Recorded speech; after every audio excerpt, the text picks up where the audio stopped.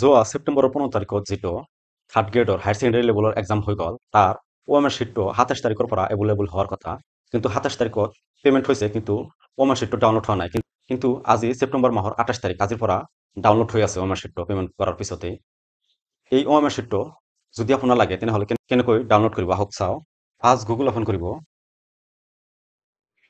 First ৱেবছাইটত visit কৰিব chefonline.org। এনেকুৱা ইণ্টাৰফেচ আহিব, তলত আহিব ইয়াতে download question booklet.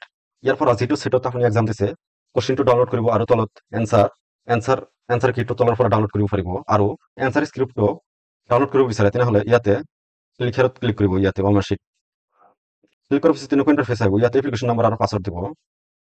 Log in হোৱাৰ পিছত তেনেকুৱা ইণ্টাৰফেচ আহিব। ওপৰত চাব option for OMR answer script download, ইয়াতে ক্লিক কৰিব। ইয়াৰ পৰা আপুনি গো ফৰ পেমেণ্টত ক্লিক কৰিলে আপোনাৰ ফোন পে বা QR কোডৰ সহায়ত আপুনি পেমেণ্ট কৰি দিলে আপোনাৰ OMR শ্বিটটো